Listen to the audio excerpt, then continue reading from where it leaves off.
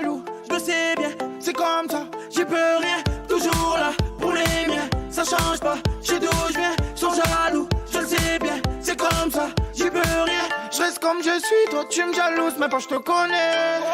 J'étais le sang du jour au lendemain, tu m'as plus téléphoné. Je connais le manque d'amour, le manque de shit, le manque de monnaie. Oh mon ami, je te laisse tranquille, je t'ai pas déconné. Car t'es mon mal placé, ton putain mal tassé. Y'a plein de choses qui m'agancent comme ce poteau dans le dos qui me casse. Manuel, tu es le sang. Il était à 2 doigts de chanter, Léo. Tu es le sang de la veine, Manuel. Comment ça va ? Ça va, et vous ? Très très bien. Allez. C'est un super podcast. C'est incroyable. Vous n'êtes pas habitué à ce que ça soit moi qui demande comment ça va. Ouais, c'est vrai. C'est vrai, en fait, ça nous a perturbé. Ça- Bah, t'as- c'est vrai, ça me t'as débarrasse changé, de la Manuel. question. J'ai certainement changé, mais en même temps, je suis pas sûr. T'as évolué, je pense. Bah, j'espère que j'ai pas régressé en tout cas. C'est un Pokémon, Manuel. J'ai Voilà. évolué en drac au feu. T'as la queue en feu, c'est ça ? Oh, t'as Oh là là. Ça, c'est Bon, parce qu'il a pas digéré la précédente vanne. sa vanne. Non, parce de que la moi, dernière fois. les vannes sur moi, on les retire pas, donc maintenant je vais faire que ça. D'ailleurs, je ne parlerai que pour ça. Bienvenue dans un nouveau Take-Out. Voilà, si vous découvrez les podcasts, on est toujours ravis de vous accueillir sur différentes plateformes. On regarde toujours vos commentaires sur le hashtag Take-Out et également maintenant les questions audio aussi. Et là, ce sujet, pour une fois, ne vient pas d'une question audio. On n'a pas eu la flemme de trouver un sujet. C'est vrai. C'est vrai. On parle de quoi ? C'est ton sujet, Manuel, vas-y. C'est pas mon sujet, c'est 3 minutes après. Alors, j'ai 25 points. C'est pas mon c'est sujet, pas mais je mon vous ai sujet. préparé un diaporama qui va s'afficher à l'écran tout de suite. Donc, Oh, ta première gueule. slide. Peut-on changer les gens ? C'est pas mon sujet, mais c'est un sujet qui me parle. D'ailleurs, c'est toi qui l'as suggéré. Non, c'est toi. C'est moi ? Oui, c'est toi. Bah, je m'en suis pas rendu compte. Voilà. Bon, voilà. Bon, pour tout vous dire, on a une conversation partagée dans laquelle on met les sujets. Aujourd'hui, à 9h17 de Léo, sujet Oui. de ce soir. Alors, pour les gens qui ont une mémoire qui fonctionne à peu près à plus de 24 heures, Ouais. il nous en a parlé hier midi, en fait. Oui, c'est vrai. C'était dans la conversation. J'étais Donc, peut-être pas là. Si, tu Si, étais tu là, étais parce là. qu'on a mangé ensemble, en fait. Ça Même- roule. Même ça, tu ne t'en souviens pas, ça devient dramatique. Est-ce qu'on peut annoncer le sujet proprement, Léo ? Changer tout, mais pas les gens. C'était compliqué à dire, mais pour le coup, moi, c'est un sujet qui me va parfaitement. Ouais. Le fond du sujet, c'est est-ce que les gens changent ? Est-ce qu'on peut changer les gens, surtout ? Parce que c'est une question différente. C'est Est-ce pas que la les même gens question. changent ? C'est Ouais. possible. Mais est-ce que nous, on peut changer les gens ? C'est peut-être un peu plus compliqué. Moi, c'est le combat d'une vie, hein, les gars. C'est-à-dire Ouais, que on sait. vraiment, pendant 20 ans, jusqu'à ce que je vous rencontre et que je rencontre aussi les équipes Imakina, etc., et que je sache en fait ce que voulait dire le mot recrutement, je ne savais pas ce que voulait dire le mot changer quoi. Non mais je sais pas comment le dire, mais en gros ça fait 20 ans que je me dis forcément si pour moi c'est une bonne idée, je vais forcément l'inculquer à mon voisin d'à côté, il va forcément trouver que c'est une bonne idée et il va le faire avec moi quoi. Ouais, toi, ce que tu as beaucoup voulu faire dans ton business, c'est reproduire des mini-toi. Exactement. Des gens qui pensaient comme toi, qui faisaient comme toi. La et pire erreur. je pense que tout le monde fait un peu cette erreur au début. Au tout début, tu te dis Ouais, je tiens, pense. ouais. Moi, c'est un sujet qui me parle beaucoup parce que c'est un peu l'histoire de ma vie professionnelle en fait. C'est-à-dire que faut quand même se mettre dans le contexte. Nous, on crée une boîte au tout début du web et la prétention est énorme puisqu'on est en train de dire au marché, il va falloir changer vos habitudes de travail. Ouais. Donc c'est le premier truc. C'est-à-dire qu'on va voir des gens, on leur dit arrêtez d'envoyer des fax, envoyez des mails. Ah oui. Ok. Oui, Ouais. oui. On en est là. À hein. l'époque, c'est fou. Hein. 97, Google n'existe pas, hein, je rappelle, quand on crée la boîte. Google, c'est 98. Donc, ça remet les choses dans leur contexte. Donc, La Coupe du déjà, Monde aussi. accessoirement, déjà, on dit au marché, il va falloir changer vos habitudes de travail et on pense qu'il va y avoir une véritable révolution comportementale et technologique qui va changer les choses. Donc, le concept même de la boîte, c'est de conduire le changement. Ouais. La deuxième chose, c'est que on embauche ce que moi j'appelle des zèbres, c'est-à-dire des catégories un peu non référencées entre le cheval, le poney et un peu autre chose. C'est-à-dire des gens qui sont ingés, qui s'intéressent aux technologies du web qui ne sont enseignées nulle part, où il faut aller apprendre tout seul en ligne, etc., etc. Et des gens qui sont animés par la passion du changement. Ça, c'est nos premiers recrutements. Ouais. Donc, c'est des gens qui adorent apprendre, adorent changer, adorent être un peu moins con que la veille, etc., etc. Mais parce que le changement est la base même de n'importe quelle innovation. Exactement. Et avec le temps, quand les métiers du web sont mis à être enseignés comme ils le sont très largement aujourd'hui, tu trouves des gens qui sont très bons, qui ont un très bon niveau, mais qui ont peut-être un peu moins la passion du changement parce qu'ils sont dans une industrie plus installée. Et puis le troisième élément, c'est que j'ai très vite compris qu'il fallait que moi, je change. C'est-à-dire que entreprendre, c'est changer. Donc il fallait que je fasse ma propre révolution, mon propre changement, que j'allais être au contact d'autres personnes et que même si ça m'emmerde, il fallait faire avec. Tu veux dire que t'étais pas un président tout de suite ? Non, pas du tout. Pas du tout. Mais même en tant que président, c'est ça qui est, et même en tant que CEO ou tout ce que tu veux, moi c'est toujours, enfin, ce que j'ai trouvé remarquable quand j'ai commencé à côtoyer pour la première fois un patron d'une grande boîte, puisque c'était tout ce qui était Manuel, hein, au tout début quand je le connaissais pas, c'était... Il parle comme si j'étais déjà mort. En fait. Exactement. Mais c'est vrai qu'on a ce souvenir de lui qui est très précis à l'époque où c'était les bons moments. Hein. C'est ça. Mettez des photos en noir et blanc sur mon feed Insta. Il faut le dire, on se rend pas compte. Au début, enfin pour beaucoup, le patron, c'est celui qui décide, donc c'est celui qui ne change pas, qui dit ferme ta gueule à tout le monde, il s'impose, et soit tu t'adaptes, soit t'es viré. Et en fait, c'est pas du tout la réalité pour les industries aujourd'hui qui émergent et qui fonctionnent. Parce qu'en fait, c'est justement quand on voit que le patron commence à descendre au sous-sol, voit ce qui fonctionne pas, change, adapte le rythme des équipes. Moi, ce que j'ai dû conduire comme changement, c'est d'abord plus intime, c'est-à-dire il faut se dépasser, c'est-à-dire que tu peux pas tout avoir. Si tu veux conduire une boîte, être entrepreneur, vivre de ta passion, etc., il va falloir faire ta propre révolution. Il y a des trucs que t'aimes pas, il va falloir quand même les faire. Il va falloir aller dans des zones d'inconfort systématiquement. Des tonnes de trucs que j'entends sur, je sais pas, des trucs tout simples, mais prendre la parole en public, faire des conférences, avoir... enfin, tu vois, c'est tout un tas de choses où il faut sortir de sa zone de confort. Moi, c'était pas ma zone de confort initiale. Ouais. Et il y a des gens qui ont du mal à le croire aujourd'hui parce que je ne suis pas la version de moi-même de quand j'avais 18 ans et que j'ai créé la boîte. Bah t'es plus dev, quoi. T'es plus dans un coin de placard à balai en train de développer des sites web, quoi. Donc j'ai développé une dextérité avec ces contraintes et j'y ai même pris goût et j'ai même développé une certaine expertise sur ces contraintes. Mais il y a une vraie révolution personnelle à mener dans le changement. Et après, il y a eu le recrutement, ce que disait Romain, c'est les premiers endroits où on se trompe, parce qu'effectivement, on essaye certainement de chercher des mini-sois. Et en fait, si tu mets tout ça dans une espèce de melting pot, tu te rends compte que le changement, c'est la clé. Et moi, ça fait 25 ans que je ponce ce sujet, que j'essaye d'analyser le changement à tous les étages, sur les tendances du marché, sur les tendances d'innovation, sur les tendances économiques, sur les gens, sur la façon dont les gens évoluent ou pas. Et donc, j'ai plein de trucs pour vous, parce que quand ce sujet a été décidé, je me suis dit, mais alors là, j'ai des milliers de notes. Combien as-tu de points ? J'ai 20 points. 20 points ? Ouais. Bon, je sais pas si on va tous les faire, mais j'ai 20 points qui sont... Et en plus, vous m'emmerdez parce que vous hackez une de mes newsletters. Ça va être pépite, c'est parfait. Parce que j'avais prévu d'en parler dans une de mes newsletters. Ne vous inscrivez pas à la newsletter de Manuel, on dit tout dans le podcast. Manueldiaz.fr. Et tous les samedis matins. Exactement. Et toutes les semaines. T'es payé ou Non, mais il aime bien les newsletters. C'est fou de faire ça. C'est gentil, Romain. Le samedi matin, il me répond. Moi, je pensais que les youtubeurs, quand on n'était pas payés, on faisait pas ça. C'est vrai. Mais t'as pas reçu le lien parrainage ? Ah, il y a un lien de parrainage ? Ah merde, tu l'as pas dit. Abonnez-vous à la newsletter de Manuel. Voilà.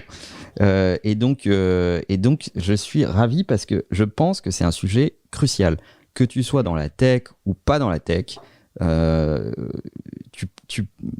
titre même individuel, presque philosophique, la question du changement, c'est majeur en fait. Et puis, ça va vachement aussi, du coup, avec le fait d'analyser les autres, ce que j'ai commencé à apprendre quand j'ai rencontré Manuel. Parfois, je lui exposais des problèmes avec certaines personnes qui pouvaient être les mêmes problèmes. Et Manuel me disait, mais oui, bien sûr, ok, je comprends tes problèmes, mais avec lui, tu vas devoir faire ça, comme ça, en passant par ces points-là, parce qu'il va être sensible à ça. Mais lui, ça va pas du tout marcher. faudra pas que tu ailles du tout dans ce sens-là. D'adapter ta méthode de management et je me suis dit, en fonction du profil. Exactement, je me suis dit, mais attends, mais l'agilité qu'il faut, en fait, c'est de la politique que tu fais à longueur de journée dans des boîtes comme ça. Tu étais en train de te dire, alors lui, je vais plutôt avoir ses voix avec tel truc, dans tel sens, je l'ai analysé dans ce sens-là, je sais qu'il est sensible à ça. C'est pas du mensonge, mais tu t'adaptes vraiment au profil. Je le vois pas tant que ça comme de la politique. Je le vois comme de la recherche d'efficacité.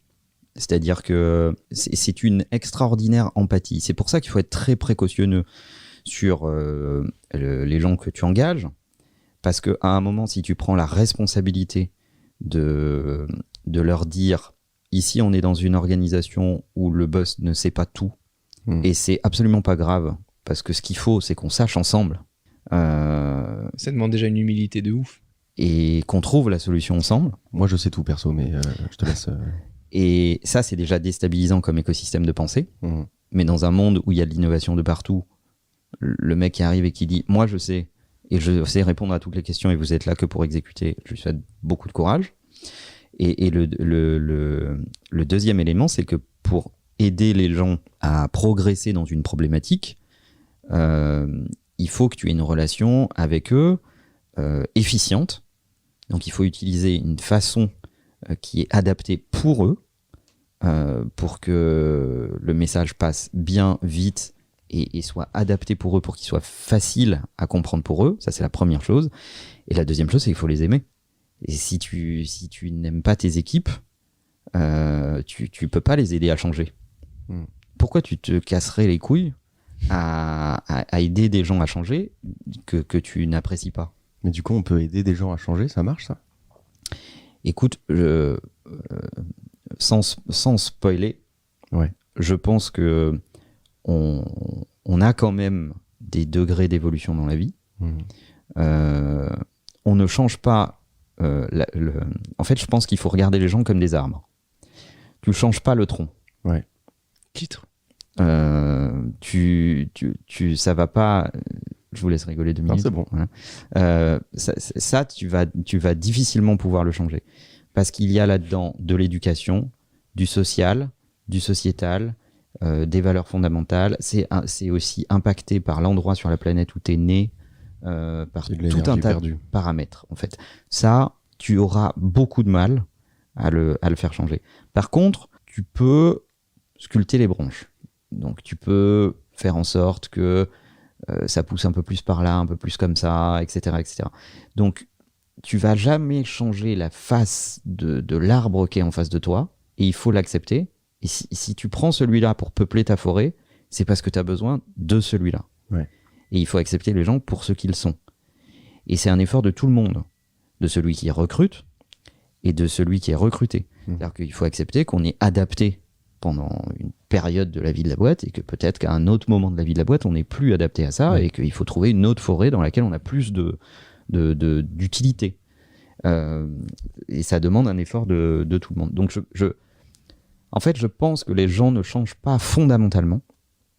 Je pense que les situations changent et nous permettent de vérifier que les gens sont ce qu'on a imaginé d'eux. Ok. Je suis trop chaud, on commence avec le premier point. Manuel. On peut. Je sors ma liste. Il y aura un blanc, Thomas, qu'il faut couper. Je peux faire un générique. Premier point. Donc je dis pas que la liste des 20 points est la liste magique. Si, c'est la liste magique, on le sait, Manuel. Je dis que c'est ma liste. Tout ce que tu fais est magique pour nous. Surtout depuis que je connais l'existence du lien de parrainage. Mais mon premier point, c'est justement ce qu'on disait, c'est que les gens ne veulent pas changer. Il faut accepter que fondamentalement, les gens ne veulent pas changer. Et ce qui est chiant, c'est qu'ils te le font croire. Ce qu'ils veulent, c'est les bénéfices liés au changement. En fait. Ils veulent bien des abdos, mais ils ne veulent pas faire de sport. Exactement. Donc, les gens, fondamentalement, ne veulent pas changer. Par contre, ils veulent bien le résultat qui va avec. Mais c'est vraiment le plus dur. Quand tu as compris ça, déjà, ça change plein de choses. Mais parfois, tu vois, moi, oui, mais ce qui me stresse, ce qui me tend, c'est de me dire, parfois, tu rencontres des gens, t'es sûr de leur capacité. Tu vois un truc où tu te dis, mais si ce mec est pas trop con, s'il se laisse faire, si on fait le truc correctement, etc., ça va aller super loin, le business peut être top pour tout le monde, ça peut aider plein de gens au milieu, c'est comme ça qu'il faut le faire, toi t'en es persuadé. Et au milieu, moi, là où j'ai le plus de mal, parce que je suis encore jeune, j'ai peut-être pas toute la maturité qu'il faut et autres, c'est de lâcher prise. C'est de m'en rendre compte souvent trop tard. Je m'en rends compte trop tard. Tu lances des projets, pendant 1 an, 2 ans, tu te mets plein d'énergie, et au bout de 2 ans, tu dis putain, mais en fait, c'est pas le bon parce que le tronc est pas bon. C'est exactement ça. C'est une bonne question, ça. Est-ce que c'est une bonne idée de faire une sorte de pari sur l'avenir en te disant, lui, il est certainement pas au point, mais je pense que d'ici quelques années, en le travaillant un petit peu au corps, il sera adapté. En fait, ce qu'il faut apprécier, c'est l'évolution incrémentale. C'est-à-dire que tu feras jamais une révolution chez quelqu'un. J'ai une phrase un peu violente qui dit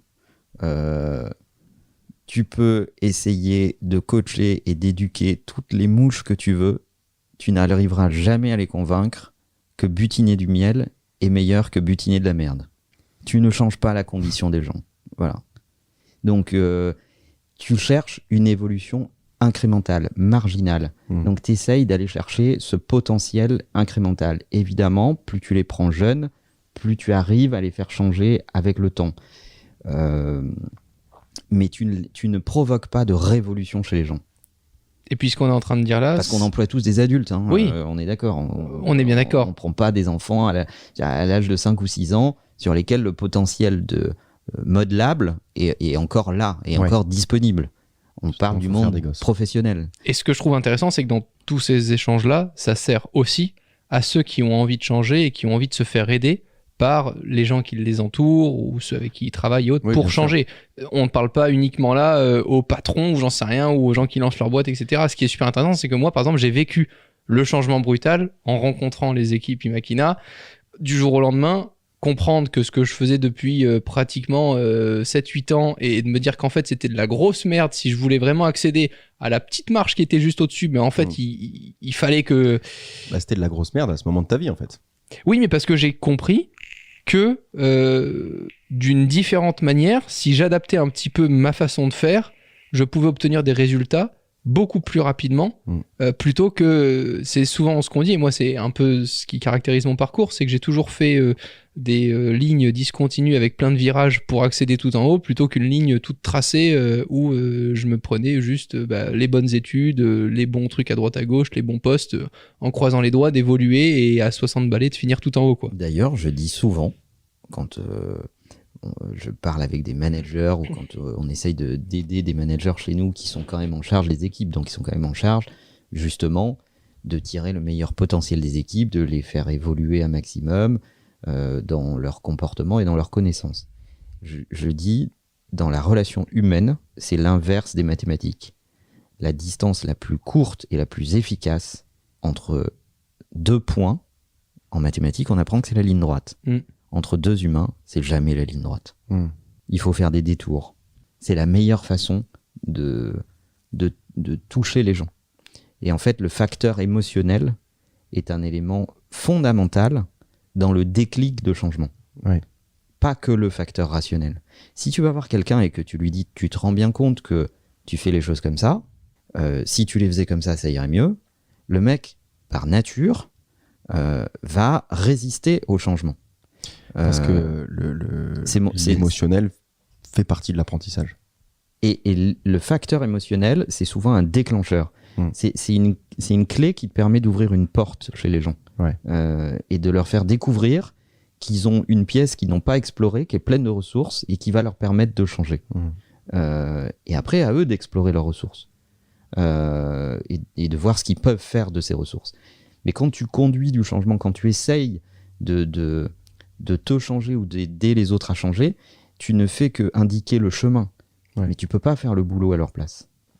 Mon deuxième point, il y en a 20 les gars, donc... Mais ils vont être ravis. Je sais que les gens qui nous écoutent vont être en mode, oh oui, trop bien, un podcast long. Mon deuxième point, c'est que je suis intimement persuadé que l'environnement social des gens les empêche de changer. Complètement. Mais d'ailleurs, attends, je casse direct un truc. Je suis désolé, mais le premier truc que je cherche à savoir d'un collaborateur, partenaire ou autre, c'est Est-ce qu'il est en couple? Est-ce qu'il a des enfants? Quelle est la mentalité de sa femme? Quelle est la mentalité de sa famille? Où est-ce qu'il vit? Est-ce que tous les dimanches midi, il a un repas de famille qui lui explique que les politiques, ils sont tous biaisés, c'est le truc grosse beauf de France, parce que malheureusement, même si le mec a très envie de changer, qui comprend tout ce qu'il veut comprendre sur l'actualité et autres, si tous les dimanches il est façonné avec le tonton flingueur pendant 8 heures, c'est très compliqué d'arriver le lundi en ayant ses motivations quand même. Bah déjà, ton entourage, c'est ta culture finalement. Et c'est ton entourage qui cultive ton intelligence et ta réflexion. Et c'est le premier changement qui est très compliqué. C'est que beaucoup de gens qui veulent changer n'acceptent pas qu'ils ne seront pas les seuls à devoir changer et les seuls à en pâtir en tout cas. Là-dessus, Dupont de Ligonnès a vachement réussi. Bonne vanne. Moi, je valide. C'est mes vannes préférées souvent. Écoute, moi, ce que je dis, c'est que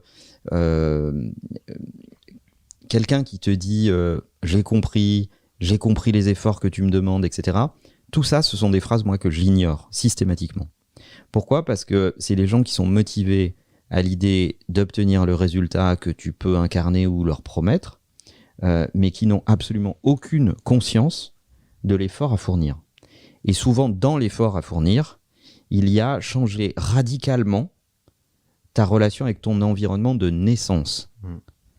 Et ton environnement de naissance, c'est très dur de claquer des doigts et dire « je ne suis plus ça ». Parce que tu ne vis que parce que les autres te renvoient. C'est-à-dire qu'on va dire « tiens, Léo, c'est un mec sociable et rigolo ». Génial.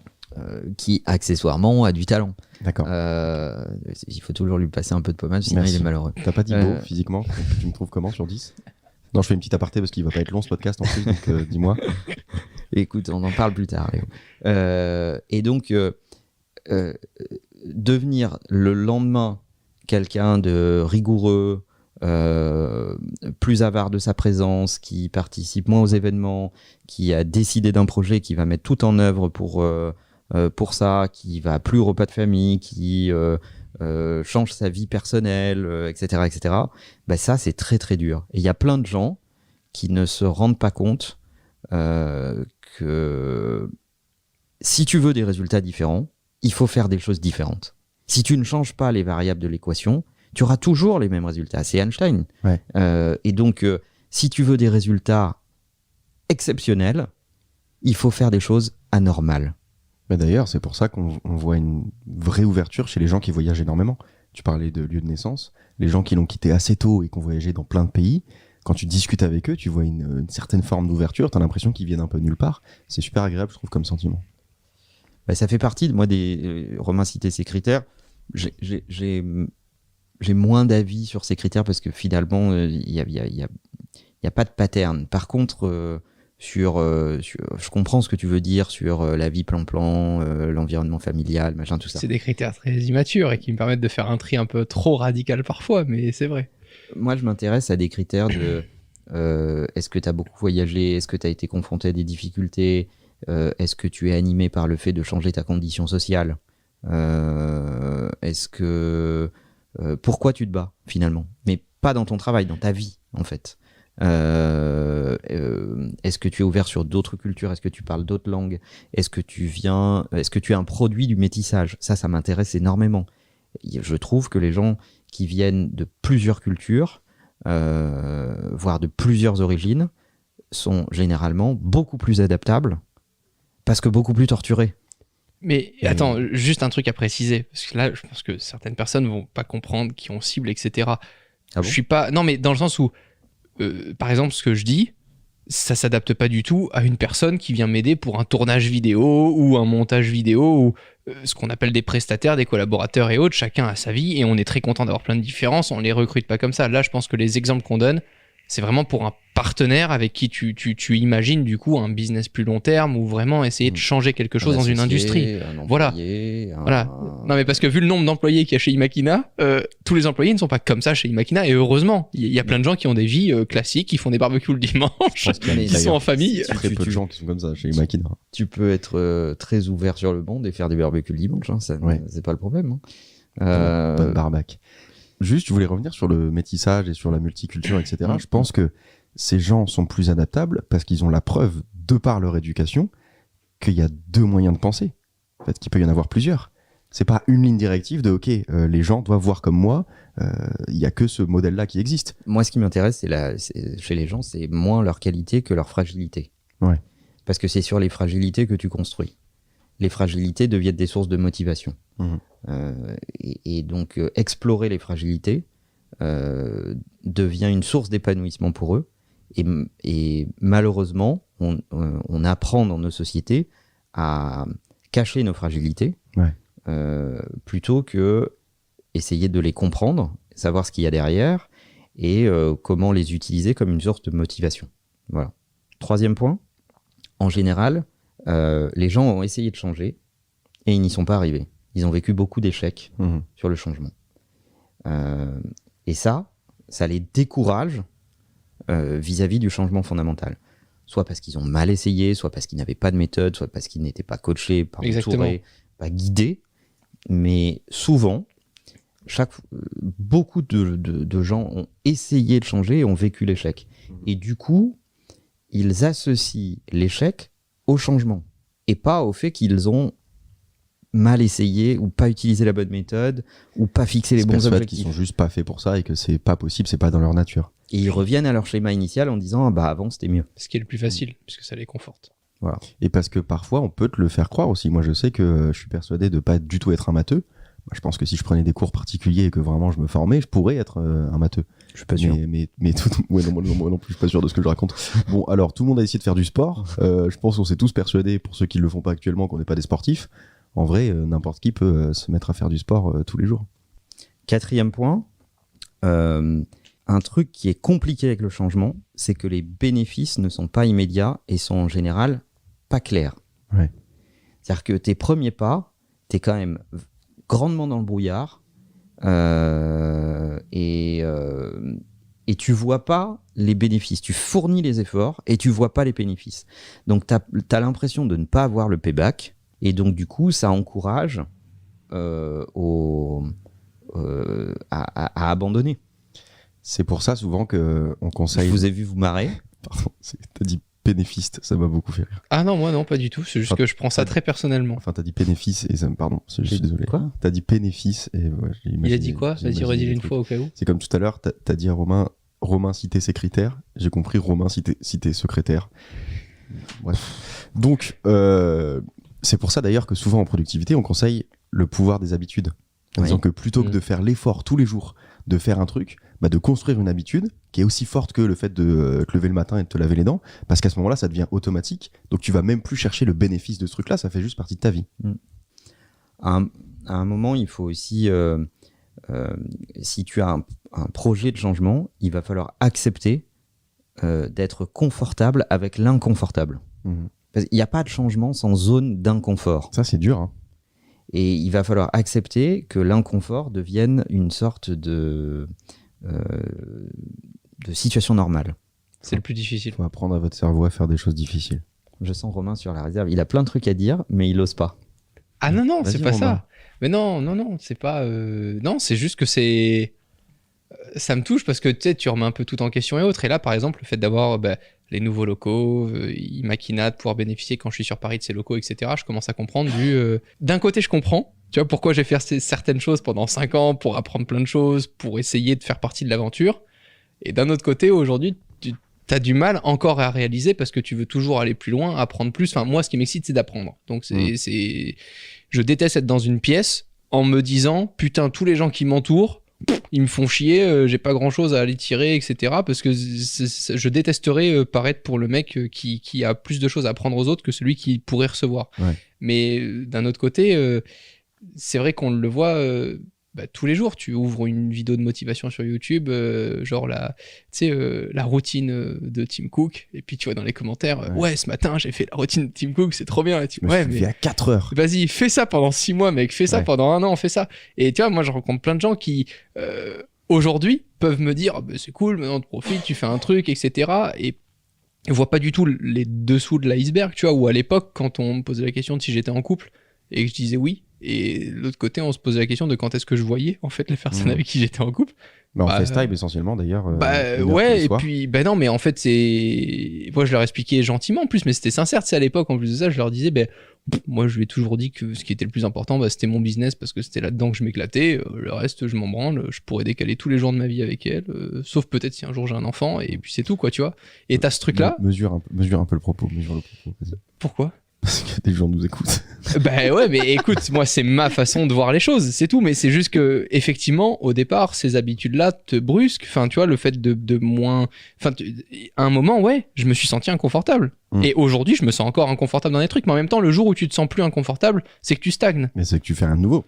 Excuse-moi Manuel, mais quand t'as commencé à devoir parler à des youtubeurs toutes les semaines, alors qu'avant tu parlais qu'à des peut-être grands patrons de grandes marques. Ça lui est toujours inconfortable, ça. Mais évidemment, mais évidemment, je le vois. Mais parce que ce qui est génial, c'est qu'on teste aussi d'être en ligne de front avant de déléguer. C'est la première grosse erreur que je vois chez plein de gens aujourd'hui qui me disent « Oh, le montage vidéo, ça prend du temps. Vu que je veux monter une chaîne YouTube, je m'entoure d'un monteur. » Mais connard, tu sais pas le temps que ça va prendre à ton monteur de faire une vidéo, donc ça veut dire quoi? Tu vas lui acheter 3 jours, alors qu'au final ta vidéo elle va prendre une demi-journée, donc tu vas faire que des erreurs de bout en bout. Et je pense que les gens aujourd'hui ne se brusquent pas assez au fait de se concentrer sur... Tu dis ça pour Léo qui vient de prendre un monteur? Mais non, au contraire, ça fait des années qu'il fait du montage. Mais tu vois, mais vraiment, je pense qu'on se confronte pas assez à toutes ces petites choses-là, et que parfois on veut trop déléguer sans souffrir avant de déléguer, quoi. Je reviens sur le sport parce que selon moi c'est le meilleur indicateur de changement. Si tu as fait du sport pendant 1 an et qu'au bout d'un moment tu augmentes pas les poids ou tu testes pas de nouvelles pratiques, etc., tu vas stagner, tu vas jamais stresser le muscle, donc jamais en prendre en fait. Donc si tu fais rien de nouveau, effectivement il y aura aucun changement. Et c'est sûr que tu en as testé des nouvelles pratiques, toi. Regardez le dernier, le reportage là qui est pas ouf, pour moi, hein, mais de Neymar sur Netflix. Ouais. Quelle vie de merde. La vie de merde de Neymar, il a aucune relation avec son père, sa famille pense qu'au business, et les gens quand ils le voient, mais non, mais parce que on voit pas le dessous. Ce que je veux dire, c'est qu'on voit pas le travail qu'il y a derrière aussi un sportif. Putain, vous êtes chiants les mecs. On n'arrivera jamais à faire un podcast sérieux. Ce qui veut dire, c'est qu'on voit pas les efforts. Et c'est vrai qu'on est dans une industrie du spectacle qui te vend toujours les bénéfices et jamais les efforts. Ouais. Et c'est dur de trouver du contenu où les mecs te parlent de leurs échecs. Alors surtout en Europe, aux États-Unis c'est beaucoup plus facile. Il y a une vraie culture du partage des échecs. C'est dur de trouver des contenus où les mecs te parlent de ce qu'ils n'arrivent pas à faire encore aujourd'hui, de leurs limites, etc., etc. Et on ne parle pas ouvertement de ça, comme s'il fallait absolument avoir l'air d'un super-héros qui sait absolument tout faire tout le temps. J'en profite pour faire une petite ref au podcast La Leçon de Pauline Grisoni qui parle des échecs de personnalité. Voilà, c'est très intéressant. Ça parle pas que de business, c'est les échecs de vie en général, mais ça rejoint totalement ce dont tu parlais. Exactement. On enchaîne, 5e point. En règle générale, les gens qui ont du mal à changer réagissent mal aux critiques. Parce que pour changer, il faut accepter d'en prendre plein les gueules. Ouais. À chaque fois que tu dis un truc comme ça fait beaucoup. Mais c'est vrai, ça fait marrer. C'est le mec qui en prend le plus la gueule dans mon entourage. Non, c'est vrai parce que... Non, mais dans les deux sens, Manuel aussi, au tout début, quand on s'est rencontrés, que je lui ai fait découvrir l'industrie, t'as eu des trucs où on se laminait la gueule. Parce que forcément, on était confrontés à 2 trucs où on était totalement au début en désaccord, surtout. Mais je veux le dire dans le sens où, de mon entourage, tu es le mec qui résiste le plus à se prendre des coups, c'est un truc de ouf. Ah ouais, mais pas par n'importe qui par contre. Non, mais bien sûr, mais voilà. quand tu as non mais c'est vrai, je tiens à le dire parce qu'en général c'est moi qui les mets les coups. Sinon ça va le faire passer pour un maso. Je mets un détail, quand tu as conscience que ça te fait évoluer. Exactement. Et que c'est utile. Mais parce que pour moi c'est une chance inouïe. Je vais dire que je ne ménage pas Romain. Ça va lui faire plaisir d'une part, et c'est vrai que je ne ménage pas Romain. Mais pourquoi ? Mais c'est pour son bien. Parce que tu as décelé chez Romain que ça marchait. Tu parlais tout à l'heure d'adapter la façon dont tu approches les gens, etc. Tu sais qu'avec Romain, si tu lui dis les trucs un peu gentiment, je suis pas sûr que ça provoque grand-chose chez lui. Oui, mais en même temps, c'est pas sur tous les sujets. Il y a des sujets où on peut en discuter avec Manuel et je vais être très clair et je pense que j'ai pas des compétences là-dessus ou que j'ai pas envie de les développer. Tu vois, donc je pense aussi qu'il y a eu ce truc de... Ouais. Mais il y a toute une période où il m'a pris pour un fou en fait, parce qu'il voyait pas ma pattern de raisonnement. Ouais. Donc il me prenait pour un schizophrène. Parce qu'il se disait là, je vais me faire démonter la gueule. Et en fait, pas du tout. Et d'un autre côté, ma vie changeait pas si je disais à Manuel va te faire foutre, à bientôt, parce que moi j'avais déjà mon truc en fait. Donc c'était en plus de ça très bizarre de me dire t'acceptes d'en prendre plein la gueule d'un mec qui de base va rien changer à ta vie puisque ta vie elle allait déjà très bien avant lui. Sauf que tu sais au fond de toi que grâce à l'expérience de ce mec, tu vas gagner mes 20 ans dans n'importe quelle école de merde aux quatre coins du monde parce que tu vas commencer par la pratique, c'est le plus difficile quoi. Et à l'inverse, je sais que ça marche pas trop chez moi. Et parce que t'en veux pas. Mais parce que moi, je te gère pas du tout de la même façon que Romain. Ouais, mais parce que je pense que tu sais que ça marche pas. Pas du tout. Et toi, qu'est-ce qui a marché sur toi, Manuel? Parce que t'as quand même rencontré des grands noms dans ta carrière. À quel moment ça te touchait et à quel moment tu pouvais te dire ça, ce truc-là avec lui, j'ai envie d'en apprendre plus de lui? 6e point. J'étais sûr, je l'ai posé, mais j'étais sûr. En règle générale, les gens chez lesquels tu essayes d'impulser du changement doutent de tes motivations. Et ça, je vous livre un vrai secret. Ça, c'est un grand point. Ouais. Parce que pour moi, c'est un facteur, mais qui ne loupe jamais. C'est ce facteur-là, j'ai mis du temps à le trouver, mais c'est mon facteur 100% de réussite. Le mec, il commence à te dire, attends, pourquoi t'es là? Après tout, pourquoi tu passes du temps avec moi? Pourquoi tu veux me faire changer? Pourquoi ceci? Bon réflexe. Ce qui est pas mal. Mais quelqu'un qui persévère là-dedans, qui commence à interroger tes motivations réelles, etc., etc., en réalité, il est en train de faire ce qu'on appelle l'effet miroir. C'est-à-dire qu'il est en face de ses propres doutes et il essaye de rendre quelqu'un responsable. Alors, ça peut être ça, mais ça peut être aussi des doutes par rapport au fait qu'on l'a déjà baisé et que quelqu'un a essayé de le faire changer pour de mauvaises raisons, etc. Enfin, il y a quand même très peu de gens qui viennent te voir dans ta vie et qui disent « Toi, petit, je vais révolutionner ta vie ». C'est très rare. Oui, c'est vrai, je suis d'accord. Quand quelqu'un le fait, forcément, t'es surpris, tu te dis « Attends… Mais c'est jamais ce que m'a dit Manuel, quand même, pour remettre les choses au clair. Voilà, commençons par là. C'est jamais, par exemple, c'est jamais ce que m'a dit Manuel. D'accord, mais quand quelqu'un arrive que tu connais pas et que tu vois qu'il a vraiment envie de t'aider…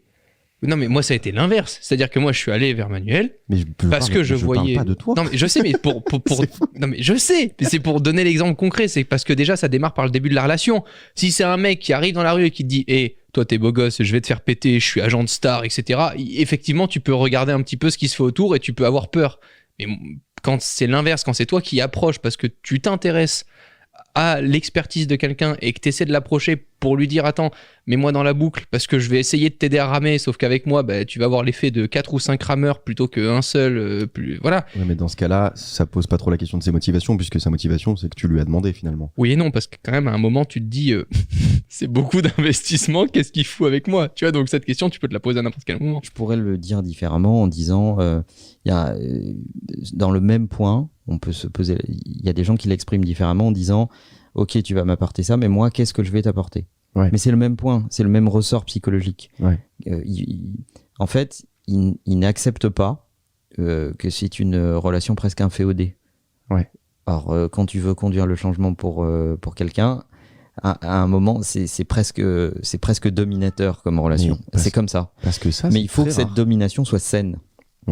C'est-à-dire qu'il faut qu'elle soit motivée par le fait, 1, d'amener des résultats, et 2, que ces résultats ne te rendent pas dépendant, mais au contraire te libèrent, te libèrent du potentiel. Et donc ce que je dis aux gens, c'est pas la peine de douter de la motivation des gens, contentez-vous d'apprécier les faits. Est-ce que ces gens vous demandent des choses en échange? Est-ce que les gens vous apprennent des choses sur vous-même, vous libèrent du potentiel pour vous-même, font évoluer votre façon de penser sans jamais vous emprisonner? Est-ce qu'ils mettent des conditions à votre liberté de pensée, de choix, d'action, etc. Auquel cas, là, c'est malsain. Mais le fait de vous bousculer n'est pas malsain. En fait, il faut juste rester lucide face aux faits, en fait. Et puis, ça prend du temps de vraiment faire confiance à quelqu'un. Bien sûr. Et souvent, quand il s'agit d'un contexte professionnel, le temps, c'est ce qu'on n'a pas. C'est-à-dire qu'on est obligé artificiellement de créer de la confiance très vite. Et donc, il y a un côté un peu fake, parce qu'il faut, en très peu de temps, fabriquer vraiment une confiance presque presque un peu au début un peu fake et au final qui va s'avérer être juste. Ou pas. Ou pas, mais on espère quand même. Septième point. Les gens qui ont du mal à changer voient peu d'intérêt à changer. Mhm. Dit autrement, on fait pas le bonheur des gens malgré eux. Ouais. C'est-à-dire que pour moi, quelqu'un qui a envie d'atteindre un résultat, si tu as un peu d'expérience et que tu lui dis ok, j'ai compris le résultat, il me semble atteignable pour toi, voilà ce qu'il faut mettre en œuvre, et qui commence à se dire à négocier la méthode ou à négocier la route, c'est pas bon signe. Bah, parce qu'il y a des gens qui n'ont pas envie d'aller plus loin, en fait, qui se plaisent dans leur situation et qui, parfois inconsciemment, ont pas du tout envie de la changer. C'est surtout qu'ils n'ont pas envie de fournir les efforts, et encore moins des efforts qu'ils ne connaissent pas. Ouais. C'est-à-dire que ils ont envie de fournir des efforts que eux ont choisis, au moment où ils l'ont choisi, quand c'est le bon moment dans leur vie, Ouais, etc. donc, leur condition ne changera jamais. Or, la réalité, c'est que si tu veux changer, si tu veux lancer un mécanisme de changement, il faut accepter de subir. Si ça, tu l'as pas compris, tu n'y arriveras pas, en fait. C'est, à un moment, il faut subir. Il faut subir la réalité des faits, l'humilité du fait que d'autres ont essayé avant toi et qu'à un moment, leur expérience peut peut-être être utile, qu'on n'est pas obligé de réinventer la roue à chaque fois, qu'il faut se nourrir de ce que d'autres, dans de bonnes conditions, peuvent apporter, et puis surtout avoir l'humilité de ne pas savoir. Et que le bon moment n'existe pas. À un moment, tu sais pas comment faire, tu sais pas si c'est le bon moment ou pas le bon moment, et à un moment, il faut que tu te jettes dans le vide et que tu acceptes d'apprendre à voler pendant la chute. Et même de chuter. Et surtout de chuter. Il va y avoir une phase de chute libre qui fait très très peur. Oui, et puis tu peux totalement t'écraser au sol. Et il n'y a pas de garantie de résultat. Mais si tu veux pas, reste là, sur la terre ferme. Et... Tu peux rester une mouche qui bouffe de la merde finalement. Exactement. Mais c'est ce qui est difficile, c'est justement quand tu vois ces gens-là, en tout cas quand tu as peu d'expérience, tu as envie de les persuader, de leur dire mais regarde, ça marche avec moi, donc ça va marcher avec toi, etc. Et en fait, c'est pire que tout. Mais surtout parce que pas. tu Puis c'est pas vrai en plus. Ouais, mais parce que là aussi, tu apprends avec le temps que ton bonheur n'est pas celui des autres. Mais c'est surtout que s'ils le veulent pas, plus que tout, tu peux rien faire. On n'écartera pas tous les suicidaires de toutes les fenêtres. C'est pas possible à trop de fenêtres. Donc, tu peux pas vouloir le changement à la place des gens. Tu peux voir le potentiel, et en fait, ce qui est le plus dur, c'est d'accepter qu'il y ait du potentiel gâché. C'est de faire la synthèse et de te dire, là, je vois du potentiel, mais je vois aussi que c'est pas le bon timing pour cette personne, qu'il n'est pas prêt à produire les efforts dans la méthode qui me semble être la mienne pour y arriver, et que je ne peux donc rien faire pour lui pour l'instant. Et c'est pas gravé dans le marbre pour l'éternité, c'est juste que c'est comme ça pour l'instant. Et voilà. Et peut-être que ça changera dans 10 ans, mais... Il y a plein de gens qui chantent très bien en soirée karaoké, mais qui deviendront jamais chanteurs. Exactement, c'est plutôt souhaitable pour beaucoup d'entre eux. Je vous livre une astuce, la réponse c'est écoute, c'est super, merci pour notre dernier échange, c'est pas le bon timing pour nous. Exactement. Ça c'est la parfaite réponse, en général ça veut dire écoute, t'es pas à la hauteur à dans 10 ans. 8e point, les gens n'ont aucune méthodologie liée au changement. Parce que pour eux, le changement, c'est un truc un peu inné, tu fais comme ça à l'instinct. Ouais, puis tu le fais le jour même, puis tu le refais pas le lendemain. Déclic. Ouais. C'est un Tu dis, déclic. je vais devenir ça. Voilà. Alors, on est d'accord que tout part d'un déclic. Ouais. D'ailleurs, c'est souvent le 31 janvier. Pour les Enfin, résolutions. le 31 décembre. Ouais. C'est le déclic vient là, et après, t'es quelqu'un d'autre. Voilà, c'est pour les résolutions. Et en général, ça ne marche pas, d'ailleurs. En fait, il faut que ce déclic soit vraiment très enraciné, très profond, très durable, parce qu'il va falloir que tu te souviennes de ce déclic quand tu es vraiment dans le mal. Ouais. Oui, c'est ça le plus dur, parce que quand tout va bien, tu peux initier un changement. Quand le changement te procure tout de suite des bons résultats, etc., en réalité, t'es pas bien sûr que ce changement soit durable. Quand tu es dans le mal et que tu es toujours motivé, que tu vas quand même continuer, etc., c'est là que ça va bien se passer, en fait. C'est là que tu vois la motivation profonde des gens. Mais c'est... Souvent, les gens n'ont pas de méthode. Et c'est ce qui leur manque. Ce qui leur manque, c'est une vraie méthodologie pour leur dire, d'abord on commence par ça, ensuite on fait ça, et après on fait ça seulement, et ensuite on pourra se permettre de faire ça, et de reprendre des risques, etc. etc. Établir un plan. Mais si t'as pas de plan, t'es mort. Sinon, tu jettes une pièce en l'air, en fait. Ok ? Là, vous avez envie que j'enchaîne. Bah non, mais c'est intéressant, mais si tu veux, on peut développer sur chaque point. Moi, j'ai toujours des trucs à dire. Hein. Bah vas-y. Il y a un truc que j'ai beaucoup lu, moi, dans les livres, c'est le fait de approprier un changement à son identité. Dire ne pas dire je vais arrêter de fumer, mais dire je ne suis pas un fumeur. Oui. Et je trouve ce truc fou. Et en fait, le mec t'explique que du moment que ça fait partie de ton identité, que c'est profondément toi, et ben t'as plus trop la tentation. Tu parlais de quand t'es au pire moment, quand t'es dans des moments difficiles, est-ce que t'arrives toujours à maintenir ce changement ? Et ben quelqu'un qui s'est fait la promesse, je ne suis pas un fumeur, il se pose pas la question en soirée de se dire est-ce que je fumerais pas une petite clope, puisque ça fait partie de ton identité. Bah, c'est un biais cognitif qu'on utilise beaucoup pour consolider du changement, que de accrocher ce changement à ton identité. Ouais. Parce qu'à partir du moment où il est accroché à ton identité, c'est beaucoup plus difficile de le changer et de te dédire. Moi, je suis Rocco Siffredi. Et il y a deux trucs que j'ai remarqués et qui malheureusement vont de ça, pair. j'avais pas remarqué, moi, par exemple. Souvent, les gens peuvent avoir des déclics qui sont très forts et très puissants après un drame. C'est ce qui est malheureux, je trouve, c'est que les gens ont besoin d'avoir un proche qui meurt d'un cancer des poumons pour se dire putain, il faut que j'arrête de fumer. On parlait tout à l'heure du déclic émotionnel, on est en plein dedans. Voilà, et d'un autre côté, parfois ce changement il dure pas. Combien de personnes on a vu pendant le Covid, etc. Mais c'est ça qui est fou. Les gens ne font plus de pain.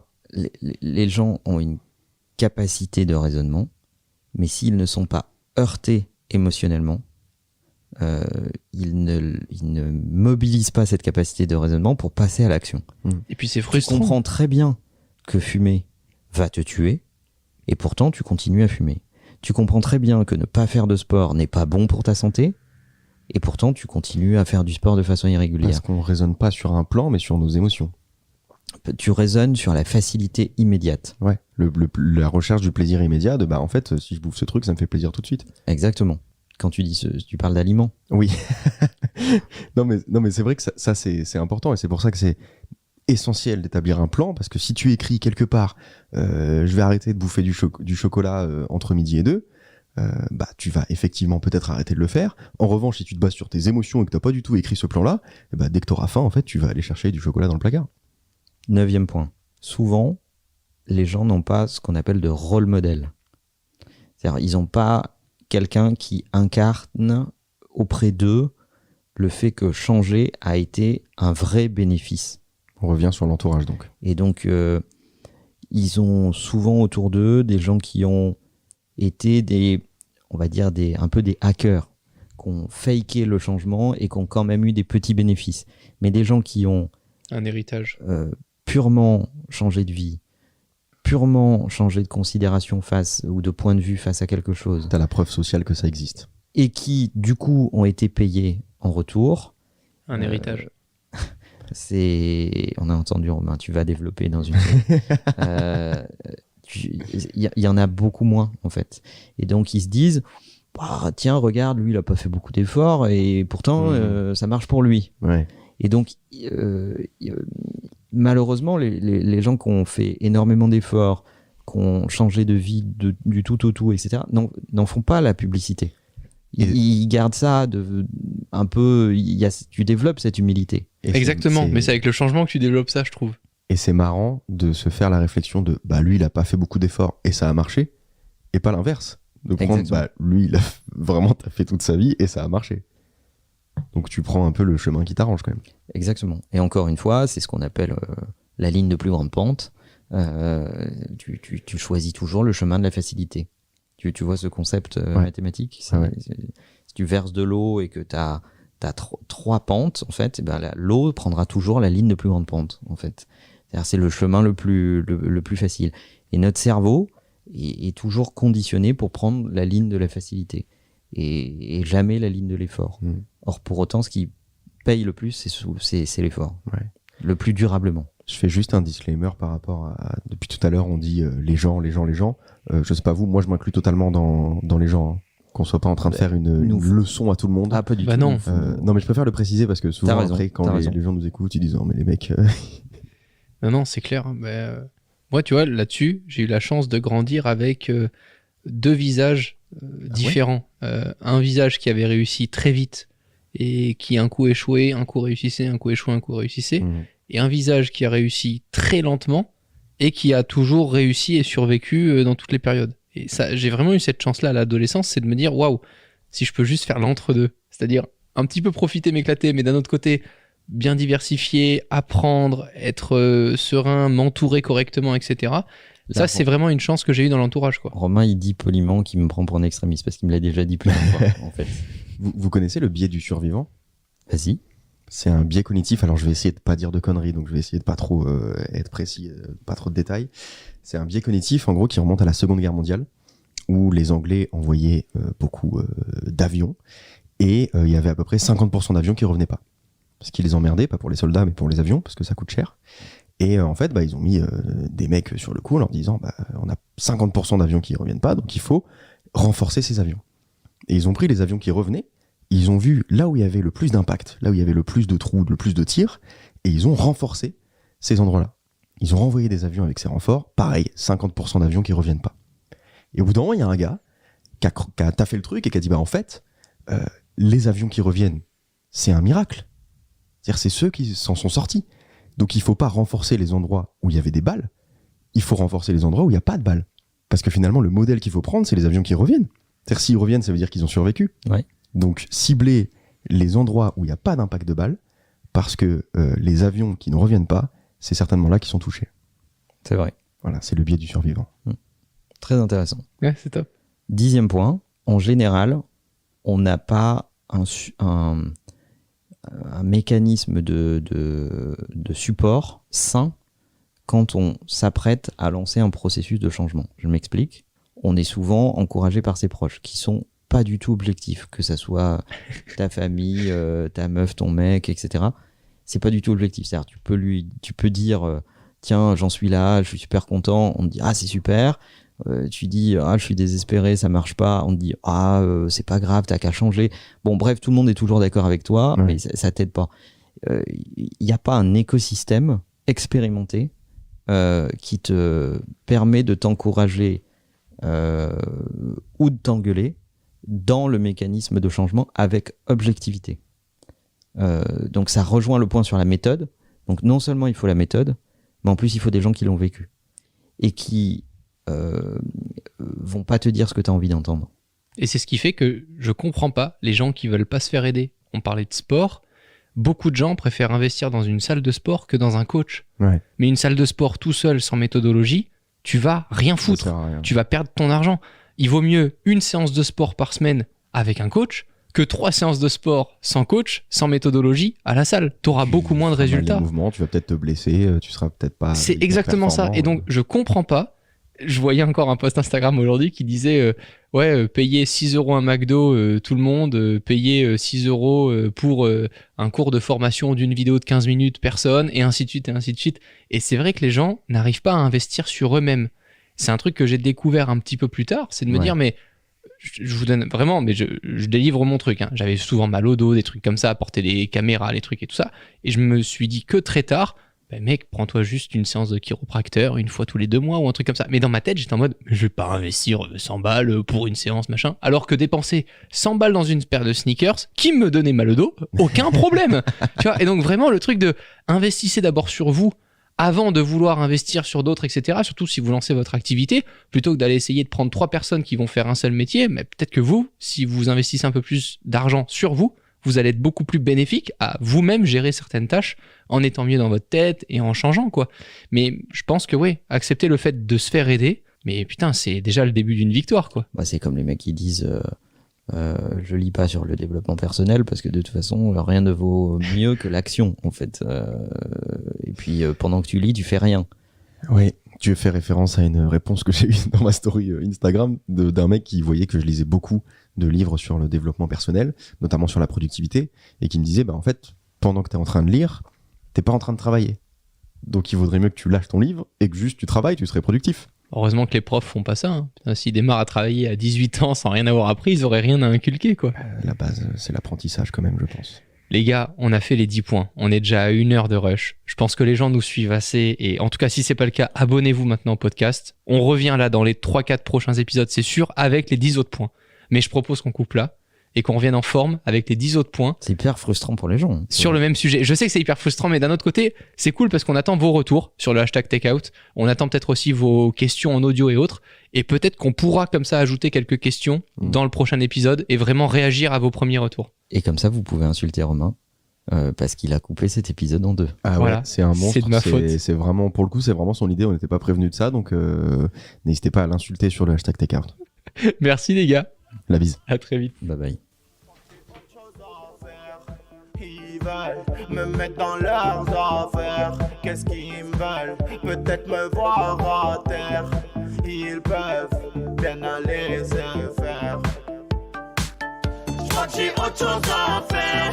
Ils veulent me mettre dans leurs affaires. Qu'est-ce qu'ils me veulent? Peut-être me voir à terre.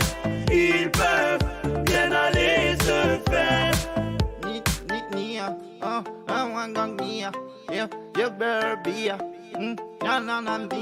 Oh, joue pas le mien. Oh, reste nia. Je décompte 40 combien. Oh, plein d'anania. On se la joue pas, fais pas le mien.